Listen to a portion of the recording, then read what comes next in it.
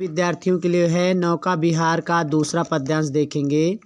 चांदनी रात का प्रथम प्रहर हम चले नावले कर सत्वर, सिकता की सस्मित सीपी पर मोती की ज्योत्सना रही बिचर, लो पाले चढ़ी उठा लंगर मृदु मंद मंद मंथर मंथर, लघु तरणी हंसनी सी सुंदर, तिर रही खोल पालों के पर, निश्चल जल के सुच दर्पण पर, बिंबित हो रजत पुलिन निर्भर, दोहरे ऊंचे लगते क्षण भर, काला काकर का राजभवन सोया जल में निश्चिंत प्रमन, पलकों पर वैभव स्वप्न सगन।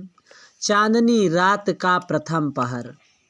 पंत जी कहते हैं कि चांदनी रात का पहला प्रहर है। हम चले नाव लेकर सत्वर, मैं अपनी नाव को लेकर के सत्वर माने शीघ्रता से गंगा की धारा में चल दिया। मैंने अपनी नाव को लेकर के जल्दी से गंगा की धारा में चल दिए। सिकता की सस्मित सीपी पर मोती की ज्योत्सना रही बिचर।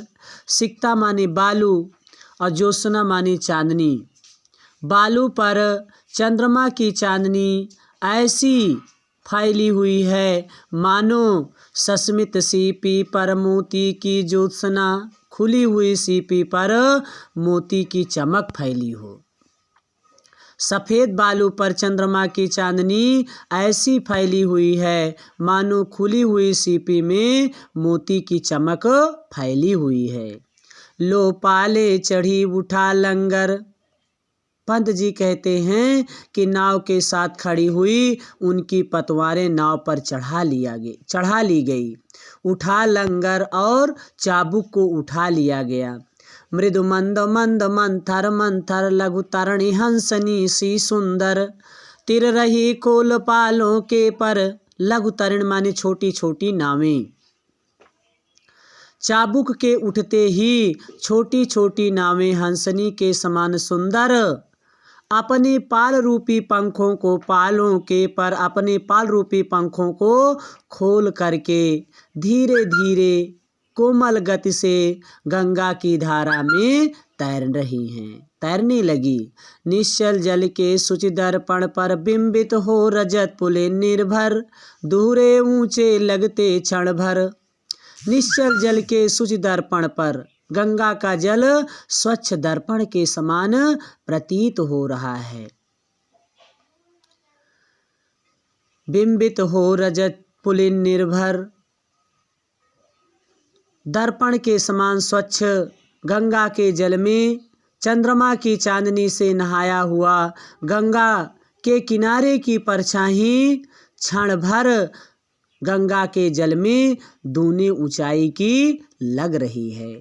काला काकर का राजभवन सोया जल में निश्चिंत प्रमन। और गंगा के निर्मल जल में काला काकर के राजभवन की परछाई भी पड़ रही है, जिसे देख करके ऐसा प्रतीत हो रहा है मानो काला काकर का राजभवन चिंता रहित हो करके, निश्चिंत माने क्या होता है, चिंता रहित हो करके गंगा के जल में सोया हुआ है।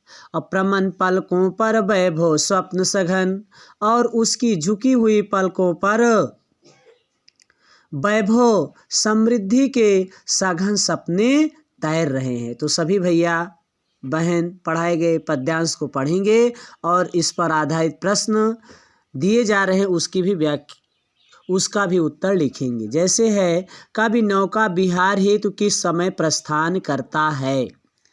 रात्र में गंगा नदी की रेती की शोभा कैसी लग रही है? तीसरा प्रश्न है, लघु तरण हंसनी सी सुंदर में कौन सा अलंकार है?